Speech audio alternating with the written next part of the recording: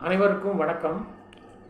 Gold medallist Hindi भविष्य प्रस्तुति सत्संग कार्यक्रम पर आप सबका हार्दिक स्वागत है। गोल्ड मेडलिस्ट सत्संग நிகழ்ச்சிக்கு தங்களை வரவேற்பதில் பெருமகிழ்ச்சி அடைகின்றேன். இதை பார்க்கின்றவர்கள் அனைவரும்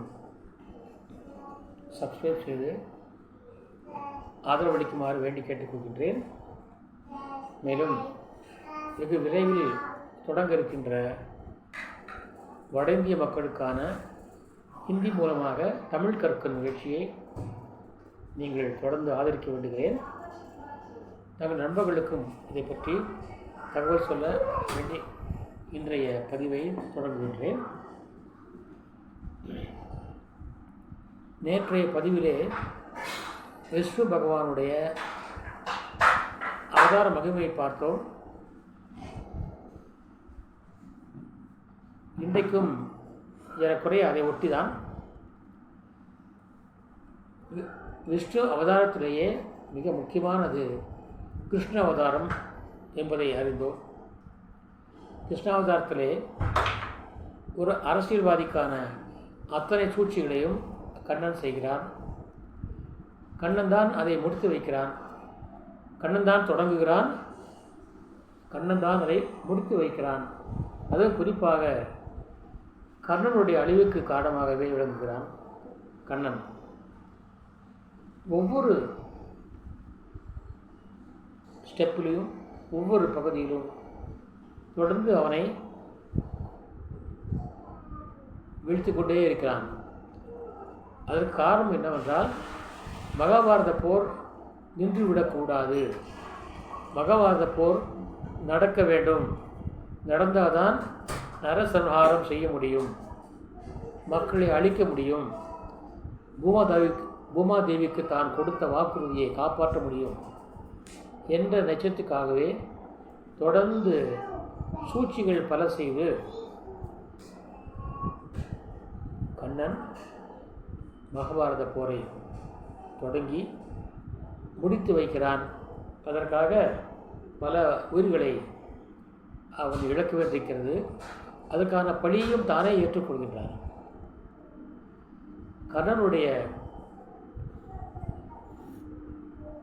இறப்பின் பொழுது கண்ணன் தானே இறங்கி வந்து தேரை விட்டு இறங்கி வந்து கர்ணனிடம் வந்து தன்னை மன்னிக்கும்படி வேண்டுகிறான். அந்த மன்னிப்பின் காரணமாக கர்ணன் உயர்ந்து விட்டான், கண்ணன் தாழ்ந்து விட்டான். அதை அவனே ஏற்றுக்கொள்கின்றான்.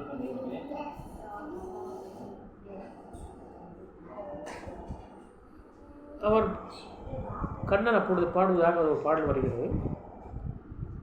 அந்த பாடலிலே செஞ்சோற்று கடன் தீர்க்க சேராத இடம் சேர்ந்து வஞ்சத்தில் வீழ்ந்தாயடா கர்ணா வஞ்சகன் கண்ணனடா. செஞ்சோற்று கடன் தீர்க்க சேராத இடம் சேர்ந்து வஞ்சத்தில் வீழ்ந்தாயடா கர்ணா வஞ்சகன் கண்ணனடா. நான் தான் வஞ்சகன், நான் தான் வில்லன் என்று கண்ணன் அங்கே ஒப்புக்கொள்கின்றான். அதற்கான மன்னிப்பு கேட்கிறான். மன்னவர் பணி ஏற்கும் கண்ணனும் பணி செய்ய உன்னடி பணிவாரடா. ஒரு பரமாத்மா வந்து ஒரு சாதாரண ஒரு சசிரனுடைய காலில் விழுந்து என்னை மன்னித்துவிட சொல்வது மிகப்பெரிய கௌரவம். உன்னடி பணிவாரடா, மன்னவர் பணி ஏற்கும் கண்ணனும் பணி செய்ய உன்னடி பணிவானடா கர்ணா மன்னித்து அருள்வாயடா என்று அங்கே மன்னிப்பை வேண்டுகிறான். அப்பொழுது கண்ணன் சிரிக்கிறான். உன்னை மணிக்கு நான் யாரப்பா?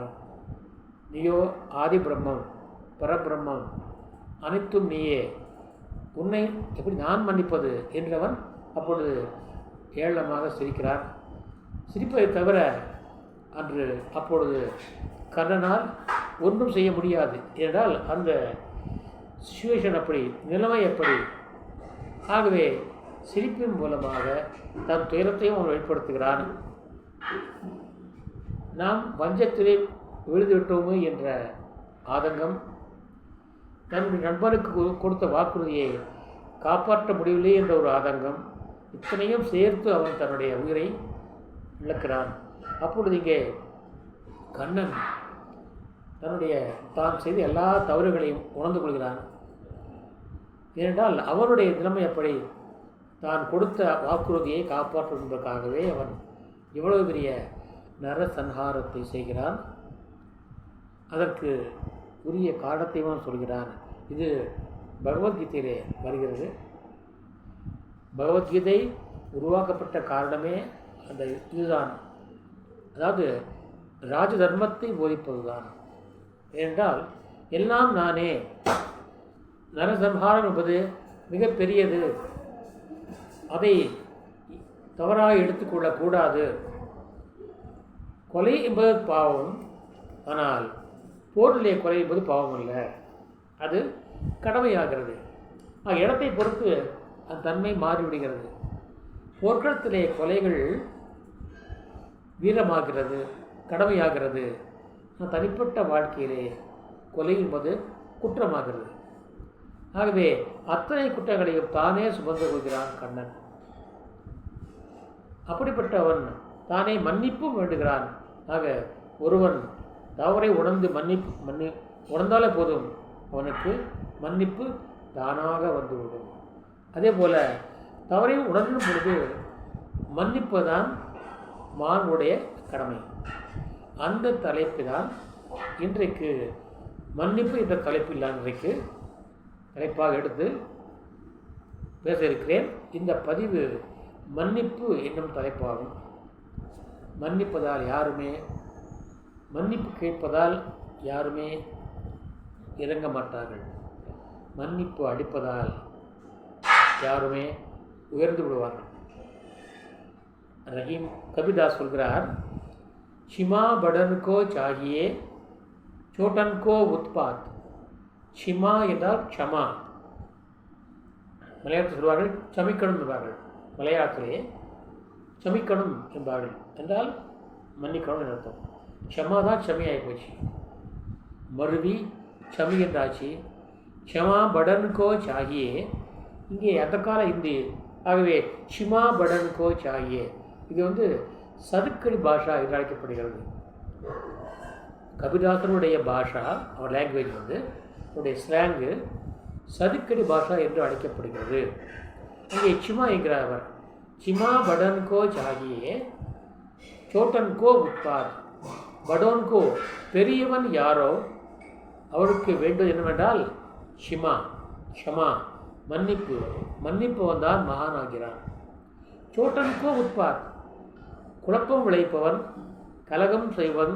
உட்பாத்னா கலகம், குழப்பம் அமைத்து சொல்லலாம். சோட்டனுக்கு உட்பாத், அது செய்கிறவன் சின்னவன். கலகம் செய்பவன் சிறியவன், மன்னிப்பவரே மகான். மன்னிப்பவன் தான் பெரியவன். அதற்கு உதாரணமாக சொல்கிறார். ஒரு நாள் விஷ்ணு உரை கொண்டிருக்கிறார் தன்னுடைய படுக்கையிலே. அப்பொழுது மிகப்பெரிய முனிவர், பிருகு என்ற முனிவர், அந்த பிருகு முனிவர் கொஞ்சம் கர்வம் கொண்டவர், தற்பெருமை படைத்தவர், யாரையும் மதிக்காதவர், அடுத்தவரை மட்டமாக நினைக்கிறவர். தனக்குத்தான் எல்லாம் தெரியும், தனக்கு கீழ்தான் அவர் அனைவரும் என்று எண்ணி அடுத்தவரை ஏளனம் செய்கின்ற குணமுடையவர் பிருகுமுனிவர். அவர் சொல்லாமல் வருகிறார். நாம் ஒரு வீட்டுக்கு போனாக்கா சொல்லிட்டு தான் போகணும் என்றால் அவர் பகவான் பரமாத்மா இல்லையா? பரமாத்மா வீட்டுக்கு போகின்ற பொழுது அவர் சொல்லாமல் போகிறார். போகும் பொழுது விஷ்ணு உறங்கிக் கொண்டிருக்கிறார். உறங்கிக் கொண்டிருக்கின்ற பொழுது பிருகு வருவது விஷ்ணுவுக்கு தெரியவில்லை. அவர் உறங்கிக் கொண்டிருக்கிறார். ஆனால் உள்ளே நுழைந்த, அனுமதி இல்லாமல் உள்ளே இருந்த பிருகு முனிவர், இவ்வளவு பெரிய ஆள் நான் வந்திருக்கிறேன், என்னை பார்த்துவிடும் நீ உறங்குகிறாயா, என்னை அவமதிக்கிறாயா என்று சொல்லி கடும் கோபம் கொள்கிறார். கோபம் கொண்டு தன்னுடைய காலால் அவருடைய மார்பில் எட்டி உதைக்கிறார். விஷ்ணுவுடைய மார்பிலே எட்டி உதைக்கிறார். சாதாரணமாக நாங்கள் தெரியாமல் யாருடைய காலாக பட்டால் கூட சிவா என்று தொட்டு கும்பிடுவோம் இல்லையா? ஆனால் இங்கே அவர் தன்னுடைய காலால் விஷ்ணுடைய மார்பிலிட்டு உதைக்கிறார். எட்டு உதைத்த பிறகும் கூட அந்த உதையை வாய்க்கூட்ட பிறகும் கூட விஷ்ணு சற்றும் கோபம் கொள்ளவில்லை. அவருடைய காலை பிடித்து கொண்டார். பிடித்து கொண்டு, புலவரே, முனிவரே, உங்கள் கால் வலிக்கிறதா? என் மார்பிலை நீங்கள் காலால் எட்டி உதைத்தீர்களே, உங்கள் கால் வலிக்கிறதா என்று கேட்டு காலை பிடித்து விட்டார். வீட்டில் நீங்கள் பார்க்கலாம், தாத்தா பாட்டி இருப்பார்கள், பேரன பேர்கள் இருப்பார்கள். கூப்பிட்டு, பேரா பேத்தி இங்கே வாங்கடா சொல்லி என் காலையை கொஞ்சம் பிடித்து விடுங்கள், கால் வலிக்கிறது என்பார்கள். இதெல்லாம் அந்த காலமாக இப்போ கிடையாது. போது அந்த காலத்தில் நடக்கும். இப்பொழுதும் கிராமங்களில் உண்டு. அப்படி என்றால் வலிக்கின்ற பொழுது அதை பிடித்து விட்டால் வலி நீங்கிவிடும். அது இப்பொழுது நாகரிகமாகிவிட்டது. அது ஒரு சிகிச்சை முறையாகவும் மாறிவிட்டது இப்போது. சரி, அப்படி காலை பிடித்து விடுற பொழுது இவர் எவ்வளவு கோபமாக இருந்தவர் அப்படியே கரைந்து போயிட்டார், உருகி தண்ணீராய் போயிட்டார். இங்கே சொல்வார்கள், பானி பானி வகையான்பார்கள் வார்த்தை. உள்ளம் நெக்குருகி நீராகி அவர் நெகிழ்ந்து விட்டார். உண்மையிலேயே நீ இந்த நிகழ்ச்சியை பார்த்த அனைவரும் பெருமைப்பட்டார்கள். அவரை வானுயரத்துக்கு கொண்டு போனார்கள். விஷ்ணு அவ்வளவு உயர்ந்த மனிதராக ஆகிவிட்டார். உதைத்ததால் முனிவர் தாழ்ந்து விட்டார், மன்னித்ததால் விஷ்ணு மேலே போய்விட்டார். அதே போல மகாபாரதத்திலே கர்ணனை மன்னித்தான் கர்ணன். மன்னிப்பால் கர்ணன் உயர்ந்தான், வஞ்சகத்தால் கர்ணன் தாழ்ந்தான். என்னதான் பரமாத்மாவாக இருந்தாலும் கூட தான் செய்கின்ற வஞ்சகத்தினால், கர்ணனுக்கு அவர் எடுத்த துரோகத்தினால் அவர் மன்னிப்பு கேட்டார். மன்னிப்பு கேட்டதால் அவர் உயர்ந்து விட்டார். ஆக மன்னிப்பு என்பது மிக சிறந்த ஒரு இதாகும். பெரியோர் சொல்வார்கள், சிறியோர் செய்த சிறுபிழையெல்லாம் பெரியோராயின் பொறுப்பது கடனே. சிறியோர் செய்த சிறுபிழையெல்லாம் பெரியோராயின் பொறுப்பது கடனே. சிறியோர் சிறுபிழை செய்தராயின் பெரியோராயின் பொறுப்பது கடனை என்று முதுமொழி இருக்கிறது. ஆகவே தவறு செய்பவன் அறியாமல் தவறு செய்தவர். குலோத்துங்க சோழனுடைய அவையிலே அவருடைய இளைய மனைவி இருந்தால், குலோத்துங்க சோழனுடைய அரண்மனையில் அவருடைய இளைய மனைவி இருந்தாள். இளைய மனைவிக்கு ஒரு தம்பி இருந்தான். எப்பொழுதுமே ஒரு மன்னனுக்கு இளைய மனைவி மீது பாசம் அதிகம். அவள் சொன்னபடி ஆடுவான். இங்கே எல்லா இடத்துலையும் உண்டு, வீட்டிலையும் உண்டு. அப்படியா அவள் சொல்கிறாள், என்னுடைய தம்பி வீட்டில் சும்மா இருக்கிறான், அவனுக்கு நீங்கள் அமைச்சர் பதவி தாருங்கள் என்று கேட்கிறாள். வற்புறுத்துகிறாள், கேட்கவில்லை, வற்புறுத்துகிறாள். கைகையை போல, ராமாயணத்திலே கைகையை போல அவள் கேட்கிறாள், என் தம்பிக்கு நீங்கள் அமைச்சர் பதவியை தாருங்கள். ஒரு அமைச்சர் இருக்கிறார், அறிவிலே முதிர்ந்தவர், வயதிலே முதிர்ந்தவர், அறிவிலும் முதிர்ந்தவர். அவருடைய பேச்சை கேட்டுத்தான் மன்னர் அனைத்தும் செய்வார். ஆனால் இதை பார்த்து பொறாமை கொண்ட அந்த பெண் மன்னரை பார்த்து, என்னுடைய தம்பிக்கு நீங்கள் மந்திரி பதவி கொடுங்கள் என்று சொல்ல, சரி, நாளைக்கு அவனை வர சொல்லுங்கள் என்றார். மந்திரியும் வந்தார், அந்த பையனும் வந்தான், தம்பியும் வந்தான். இருவரையும் அமர வைத்தான் ராசகத்திலே மன்னன். அப்போது அந்த பையனை பார்த்து கேட்டார், மன்னர் கேட்டார், நேற்று இரவு நான் என்னுடைய அறையிலே உறங்கிக் கொண்டிருந்தேன். அப்பொழுது ஒரு திருடன் வந்தான், வந்து என்னை மார்பிலே எட்டி உதைத்தான், முகத்திலே எச்சில் துப்பினான், முகத்திலே எச்சில் துப்பினான். இதோ பார், அவன் எச்சில் வந்து என் முகமெல்லாம் கண்ணுமெல்லாம் பட்டு விட்டது. என்னை அவமானப்படுத்தினான். அவனுக்கு என்ன தண்டனை கொடுப்பது என்று கேட்கிறார். நிறைய பேர் கேட்கிறார். அந்த புதிதாக வந்த தன்னுடைய மனைவியினுடைய தம்பியை பார்த்து கேட்கின்றார். அப்படி அவன் சொல்கிறான், அப்படியா, தங்களை எட்டு உதைத்தானா, அந்த காலை வெட்டி எறிய வேண்டும் என்கிறார். தங்கள் மீது எச்சிலும் மூழ்கிதானா, அந்த வாய் திருக வேண்டும் என்கிறான். இதுதான் தண்டனை என்று தம்பி சொல்ல, சரி, ராணியை பார்த்து, ராணி, உன் தம்பி சொன்னதை கேட்டுவிட்டேன். இப்பொழுது மூத்த வந்திருக்கார் இல்லவா, அவரை கேட்கின்றேன். இதே கேள்வி அவரிடம் கேட்டார். உடனே அவர் சொன்னார், அரசே, தங்களுடைய காலில் தங்களை எட்டி வைத்த அந்த காலுக்கு வெள்ளியால் சிரம் போட வேண்டும். தங்களை எட்டி வைத்த அந்த காலுக்கு வெள்ளியால் செயின் போட வேண்டும். தங்களை அடித்த அந்த கைக்கு தங்கத்தால் பிரேஸ்லெட் காப்பு போட வேண்டும். தங்க காப்பு போட வேண்டும். தங்கள் முகத்திலே எச்சில் உமிழ்ந்த அவனுக்கு இனிப்பை தர வேண்டும், கனியை தர வேண்டும், பழம் தர வேண்டும், முத்தம் தர வேண்டும் என்று சொல்கிறார் அந்த அமைச்சர். அப்பொழுது அனைவருக்கும் ஷாக்கு, அதிர்ச்சி ஆகிவிட்டது. மன்னருக்கு அதிர்ச்சி இல்லை, ஆனால் மன்னருடைய மனைவிக்கு அதிர்ச்சி, அவனுடைய மைத்துனனுக்கு அதிர்ச்சி. உடனே மன்னர் கேட்கிறார், இது என்ன அமைச்சரே, உங்களுடைய தண்டனை ஒரு மாதிரி இருக்கிறது, இவன் தண்டனை ஒரு மாதிரி இருக்கிறது, இது எப்படி சாத்தியமாகும்? உடனே அவருக்கு அது பதில் சொல்லுங்கள் என்று கேட்கும்போது அதற்கு அவர் விளக்குகிறார் அந்த அமைச்சர், அரசே, அரண்மனை முழுவதும் மிகப்பெரிய காவல் இருக்கிறது. அரண்மனை சுற்றி காவலால் இருக்கிறார்கள். அரண் இருக்கிறது, கோட்டை கதவு இருக்கிறது, நம்ம அறைக்கு வெளியேயும் காவல் இருக்கிறார்கள். இத்தனை காவலையும் தாண்டி ஒரு கள்வன் எப்படி நமது அறைக்குள்ளே நுழைந்திருக்க முடியும்? ஆகவே இந்த அறைக்குள்ளே வந்த அந்த கள்வன் வேறு யாரும் அல்ல, தன்னுடைய குழந்தைதான். அந்த குழந்தை தன்னுடைய பிஞ்சு காலால் உங்களை எட்டி வைத்திருப்பான். தன்னுடைய பிஞ்சு கரங்களால் உங்களை அடித்திருப்பான்.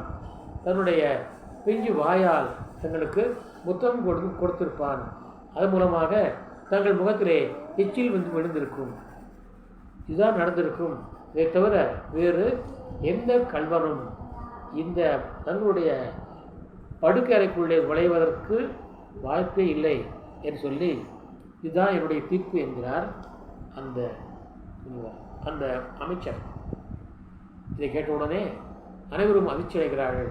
உண்மை, இதுதான் நடந்திருக்கும், வேறு நடந்திருக்க வாய்ப்பில்லை. ஆகவே சொல்லம்மா, நீ உன் தம்பிக்கு அமைச்சு பதவி கேட்டாயே, கொடுக்கலாமா? கொடுத்தால் இப்படியெல்லாம் அவர் வேறு செய்வார் என்று சொல்ல, அப்பொழுது அவருடைய மனைவியும் சரி, அவரும் சரி, வெட்கி தலை குடிந்தார். சரி, அந்த பையன் என்ன செய்வது, அந்த தம்பி என்ன செய்வது என்றால் அவனை மன்னியுங்கள். ஆக மன்னிப்பின் பெருமையை நிகழ்ச்சியானது நமக்கு சொல்கிறது. மகாத்மா காந்தி அவர்களை சுட்டுக் கொண்ட பொழுது கோட்சே அவனை பிடித்து விட்டார்கள். திருப்பி சுட பார்த்தார்கள் எல்லோரும். அப்போது காந்தி சொன்னார், வேண்டாம், அவன் அறியாமல் தவறு செய்கிறான், அவரை நீங்கள் மன்னித்து விடுங்கள், அவரை ஒன்றும் செய்ய வேண்டாம் என்று மகாத்மா காந்தி அவர்கள் கூறினார்கள். அதே போல இயேசுவை யூதர்கள் சிலுவையிலே அறைந்தார்கள். சிலுவையில் அறைந்த பொழுது கோபம் கொண்ட மக்கள் அவனை யூதர்களை கொல்ல சொன்னார்கள். அப்பொழுது இயேசு சொன்னார், இவர்கள் அறியாமல் தவறு செய்கிறார்கள், இவர்கள் அறியாமல் தவறு செய்கிறார்கள், ஆகவே அவர்களை மன்னித்து விடுங்கள் என்று இயேசு சொல்கிறார். இன்றைக்கு கூட பாருங்கள், சர்ச்சுகளே வாசகம் இருக்கும், பாவிகளை ரட்சிக்கப்படுவார்கள் என்று. இன்றைக்கு சர்ச்சிலே போனால் அந்த வரிகள் இருக்கும், பாவிகள் ரட்சிக்கப்படுவார்கள், பாவிகள் மன்னிக்கப்படுவார்கள், பாவிகளே வாருங்கள், உங்களுக்கு இங்கே பாவ மன்னிப்பு இருக்குது என்று. இன்றைக்கும் நீங்கள் சென்றால் அந்த சர்ச்சிலே அந்த பாதிரியார் ஒரு தனியாக ஒரு கூட்டு வைத்து வைக்கப்பட்டிருக்கும் அவருக்கென்று. அதுக்குள்ளே அவர் அமர்ந்திருப்பார். அவருடன் நாம் நம்முடைய குறைகளை, நாம் செய்ய தவறுகளை சொல்லலாம், அதற்கான தீர்வையும் அவர் சொல்வார். இது இன்றைக்கும் தொடர்கிறது. ஆக அவருடைய வாழ்க்கையை இந்த பாதிமாவுடைய வாழ்க்கையை அன்பை அடிப்படையாக கொண்டது, அன்பை போதிப்பதாக இருக்கும். ஆகவே மன்னிப்பது மிகப்பெரிய புண்ணியமாகும். காந்தியவர் சொல்வார், க்ஷமாமே சஜாசே அதிக் வீரத்தாய், க்ஷமாமே சஜாசே அதிக் வீரத்தாய். தண்டனை கொடுப்பதை விட அதிக வீரமாக சொல்லி என்ன தெரியுமா? மன்னிப்பது தான். தண்டிப்பதை விட மிகப்பெரிய செயல் मन्निप दान। सजा देने की योग्यता रखते हुए भी जो क्षमा करता है उसकी आत्मा बलवान है। தண்டனை கொடுக்கின்ற தகுதி இருந்தும் கூட எவன் மன்னிக்கிறானோ அவனுடைய ஆன்மா உயர்ந்தது। सजा देने की योग्यता रखते हुए भी जो क्षमा करता है उसकी आत्मा बलवान है। மன்னிக்கும் தண்டிக்கும் தகுதி இருந்தும் எவன் மன்னிக்கிறானோ அவனுடைய ஆன்மா உயர்ந்தது என்று மகாத்மா காந்தி அவர்கள் சொல்கிறார்। ஆக எல்லா மகான்களும் இதையே சொல்கிறார்கள், மன்னிப்பையே சொல்கிறார்கள்। ஆக மன்னிப்பு என்பது மிகப்பெரிய நம்முடைய நாட்டுடைய முதல்வராக இருந்த திருஜி அண்ணா அவர்கள் சொல்வார்கள், மறப்போம் மன்னிப்போம் என்றார்கள்। மறப்போம் மன்னிப்போம், அதை அவர் முழக்கமாக கொண்டார்। மறப்போம் மன்னிப்போம்। ஆக தவறு செய்தால் அதை மன்னிப்பவனே மகானாகிறான்। அதே நேரத்தில் தவறு செய்வான் தன் தவறை உணர வேண்டும்। தவறை உணர்ந்தால் ஏன் கோர்ட்டிலே கூட ஜட்ஜ்மெண்ட் உண்டு। என்ன தெரியுமா? ஒரு குற்றவாளி மன்னிக்கப்படலாம், ஆனால் ஒரு நிரபராதி தண்டிக்கப்படக்கூடாது। குற்றம் செய்யாதவன் மன்னிக்கப்படக்கூடாது, குற்றம் செய்தவன் மன்னிக்கப்படலாம்।